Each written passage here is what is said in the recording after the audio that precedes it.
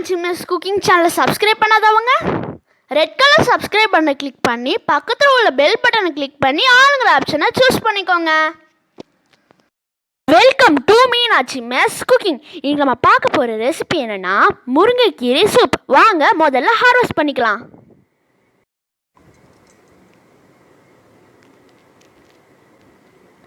இப்போ நம்மளுடைய முருங்கைக்கீரையை ஹார்வெஸ்ட் பண்ணியாச்சு. வாங்க இதில் எப்படி சூப் செய்கிறாங்கன்னு பார்ப்போம். முருங்கைக்கீரையை உருவிக்கலாம். முருங்கைக்கீரை இரும்பு சத்து நிறைஞ்ச ஒரு கீரை. இது எல்லோரும் நல்லா சாப்பிட்லாம். இது வாரத்துக்கு 2 முறை சேர்த்துக்கலாம். இந்த முருங்கைக்கீரையில் காம்போடு இருக்கக்கூடாது. காம்பு இருந்ததுன்னா செரிமானம் ஆகாது, வயிற்றுப்போக்கு ஆகும். அதெல்லாம் அழகாக கீரையை மட்டும் எடுத்துடணும். காம்பே இல்லாமல் கீரையை மட்டும் எடுக்கணும். பாருங்கள், இது மாதிரி தான். அதிக காம்பு இல்லாமல் இது மாதிரி நல்லா க்ளீன் பண்ணி எடுத்தாச்சு. பாருங்கள், இது மாதிரி தான் இருக்கணும். இப்போ சூப்புக்கு தேவையான பொருட்களை பார்த்துக்கலாம். 4 கொத்து கீரையை 2 முறை கழுவி எடுத்து வச்சுருக்கோம். 10 சின்ன வெங்காயம் கட் பண்ணி வச்சுருக்கோம். ஒரு தக்காளி, 4 பல் பூண்டு நசுக்கி வச்சுருக்கேன்.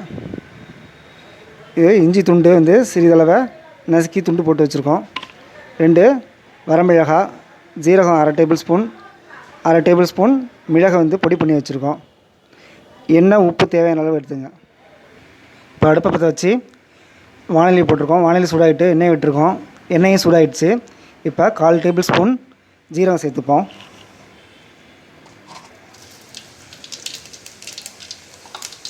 ஜீரகம் பொரிஞ்சோடனே வரமிளகாய் சேர்த்துக்கோங்க. 2 வரமிளகாய். தட்டி வச்சுருக்க பூண்டை சேர்த்துங்க. நச்சு வச்சுருக்க இஞ்சி சேர்த்துங்க. சின்ன வெங்காயம் சேர்த்துங்க, நறுக்கி வச்சுருக்கோம்.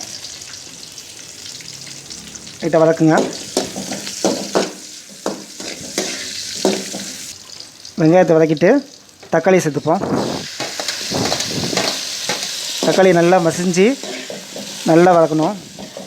மசியை வதக்குங்க. நல்லா வதக்கிட்டுருக்கோம். கர்ப்பிணி பெண்களுக்கு தினமும் சூப் வச்சு கொடுத்தா நல்லது. அவங்களுக்கு குழந்தைங்களுக்கு கூட கால்சியம் சத்து அதிகமாக இருக்கவாசி குழந்தைங்களுக்கும் அதிகமாக கொடுக்கலாம். முருங்கையை நட்டவன் வெறுங்கையோடு போவான்னு சொல்லுவாங்க ஒரு பழமொழி. யார் உணவில் தினமும் முருங்கைக்கீரையை சேர்த்துக்கிறாங்களோ அவங்க முதுமை காலத்தில் குச்சி உண்ணாமல் நடந்து வெறுங்கையோடு போவாங்கன்னு இதுக்கு அர்த்தம். இது ஒருவர் முருங்கை மரத்தில் வீட்டில் வளர்த்தாங்கன்னா அதில் பூ, காய், இலை, பிசின்னு எல்லாத்தையும் பயன்படுத்தலாம். முருங்கை இலை சாப்பிட்றவாசி உடலை இளமையோடும் ஆரோக்கியத்தோடும் வச்சுக்கும். இதை நீங்கள் செஞ்சு சூப்பாக செஞ்சு சாப்பிட்டு பாருங்கள். இப்போ கீரை சேர்த்துப்போம்.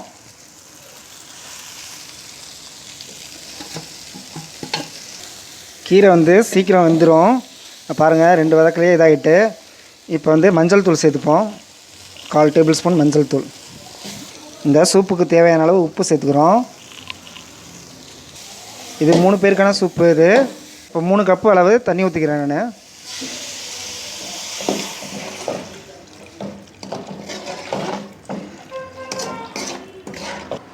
இப்போ 3 கப்பு தண்ணி விட்டுருக்கேன். இது கொதிக்கிட்டோம். 2 நிமிஷத்துக்குள்ளேயே இதாகிடும், ரெடி ஆகிடும். நல்லா கொதி வந்துருச்சு. கீரை நல்லா வந்துருச்சு. இப்போ பொடி பண்ணி வச்சுருக்க மிளகுத்தூள் சேர்த்துப்போம். 1/2 டேபிள் ஸ்பூன் சேர்த்துக்கிறேன்.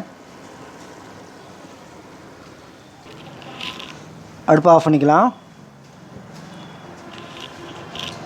சுவையான முருங்கைக்கீரை சூப் ரெடி ஆகிட்டுங்க. இப்போ நம்மளுடைய முருங்கைக்கீரை சூப் ரெடி ஆகிடுச்சு. வாங்க டேஸ்ட் பண்ணி பார்க்கலாம்.